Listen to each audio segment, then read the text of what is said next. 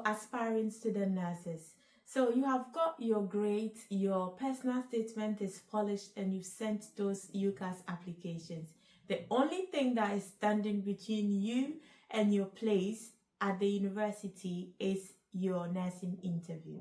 Guys, if you are thinking the nursing school interview is the same as your nursing job interview, then please stop. They are not the same. Nursing school interview at this point is not checking whether you can do the job yet. They are checking whether you have the soul of a nurse. I will let you on a secret. Do you know that some universities actually give you the exam question or the interview questions at 48 hours before you go for the actual interview? The nursing school that is giving you this exam questions 48 hours earlier is not checking whether you know the stuff that they sent to you. They want to know whether you think, do you actually read on certain things? So they might give you the questions, but they will ask you more in-depth questions on the things they have provided for you. In this video, I'm walking you through the exact structure of a UK nursing school interview, the values you need to embody, and how to handle the scary role play stations.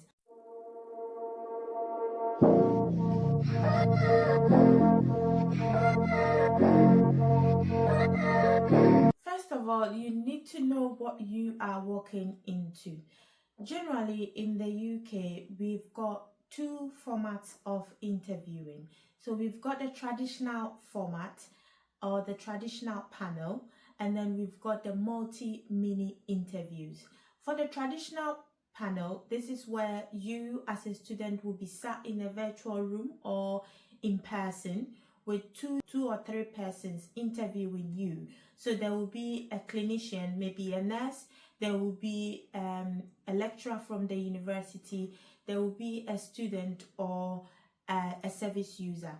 This is where you'll be asked about 4 to 5 questions, and this interview format usually takes about 30 to 40 minutes.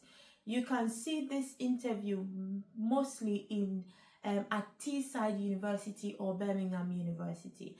And then we've got the multi-mini interviews.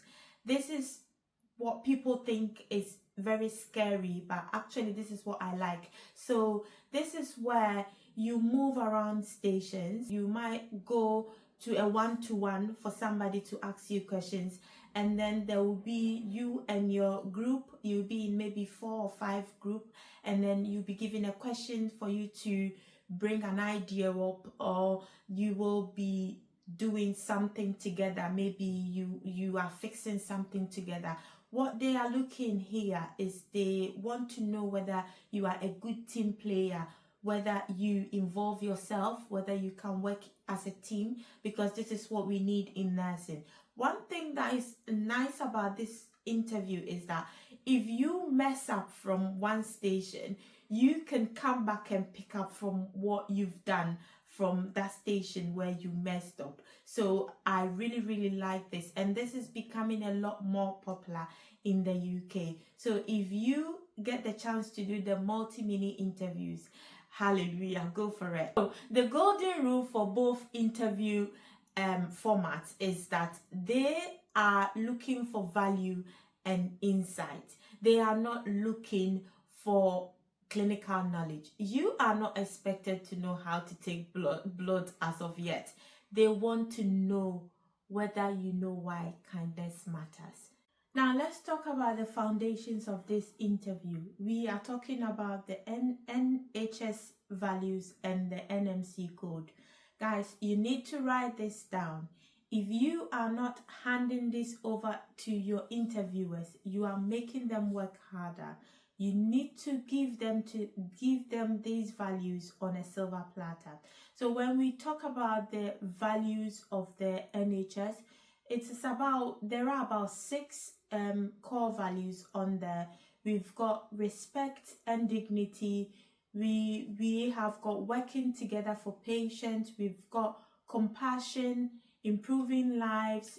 We've got commitment to quality care, And then also don't forget that everyone matters. So you need to take one or two of these values and then make sure they resonate with you genuinely and use that to answer your question. It could be that you worked in a previous place where you did something that showed respect and dignity. You need to use that to answer the question. Or it could be that you looked after your grandparent and that is a source of compassion that you showed to them. Use this to answer the question, and with you just answering this question using your experience, you have just answered the value-based recruitment question and you will pass that. And for your NMC code, also you can talk about something as a student. You can talk about things like professionalism. So things that you can say will be, as a student, I understand that I will be subjected to the NMC code, which focus on, or I will be accountable, use that word. I will be accountable to the NMC code, which focuses on prioritizing patients, working effectively with others, promoting professionalism and safety or trust. So if you add this to your sentence, that sentence alone shows the interviewers that you have done your job. Let's talk about the questions that you will almost always get in your interview. So these are the big questions, yeah. So for example, let's talk about why you want to be a nurse. There are the so good answers and the not so good answers. You have to structure this answer or your answer very, very effectively to be able to get that answer correct or pass that question. So you have to be strategic with this and you have to be personal with that. Be specific also. When they ask you a question like, why do you want to become a nurse? I've seen students say, I just want to become a nurse because I want to look after people. That is so vague. That is so vague and it sounds like a cliche. You can use the formula, this is what happened and this is what I learned. For example, the experience that I would do or something that I could say, this is not a general answer, yeah. So you can say that from my previous experience, I looked after or I volunteered in a care home where I saw that a nurse looked after one of the residents who was non-verbal. The nurse took their time to learn the routine of this service user who was not non-verbal. They learn his routine, for example, things like how he likes his cup of tea, the music he enjoys, and this alone, the nurse doing this alone served as, she is not just attending to tasks, everyday tasks. She learned about the person and she put everything beside and studied the person beyond the illness that they have. And you want to be that person. So you could say, I want to be the person who look after a patient using a person-centered care that will make sure that the person is being treated individually but not following institutional rule or institutional care. This alone tells the interviewers that you genuinely want to care and this is the role for you. Question 2 will be when they ask you about a situation where you have faced challenging situation or when you have dealt with stress. We did mention about this in the previous video. If you haven't checked it, you can go back and check that and come back to this one. So it doesn't necessarily have to be a patient. You can talk about maybe you going to work and you were late, because not everybody has worked in care, so they might not have the experience in care to use that as a stressful situation. But you can talk about things like maybe you were going to work and you were late. Let's say your alarm did not go off in the morning, so you were late for work. What did you do? So you rang the workplace and told them that, okay, my alarm did not go off. I'm sorry, I'm going to be late. And you tried your best to find a way to get to work straight away, or you got to work on time, and even though you were late, you managed to get there. Now, what did you learn from that? You learned that it is important to be an effective communicator. Hence, that is why you rank them. This tells us that you are reliable. It tells us that you are punctual. You answering this question by saying, I was late and I tried to find my way back to work on time, even though I was late.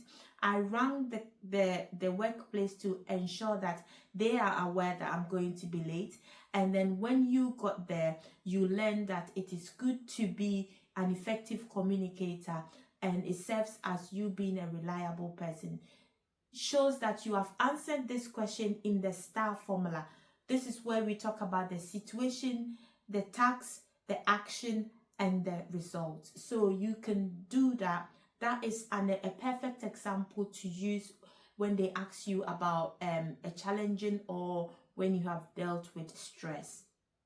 So that is that. And they could ask you about when you have dealt with a difficult patient or a difficult customer. I did answer this in the previous video, so just go and have a look at that video as you get more information from there. Now, the hidden role play. This is where some students freeze. This is not something that you need to be scared of. Just calm your nerves and go through this, because they are not checking whether you have clinical knowledge or understanding. They want to know whether you can actively listen to your patient, or you can establish rapport. So what you can see from this role play will be that one of the service users will be serving as an actor and pretend to be in distress. So they would want you as a student to try and build rapport with this patient and try and calm them down for them to get the care that they need. So what you can do in this aspect is you introduce yourself. Hello, my name is Ute. I'm one of the students here at this university. I'm doing my placement at present. I understand you are upset.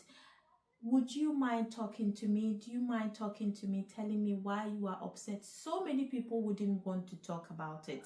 And don't let this distract you. Don't talk back at them. Don't be angry.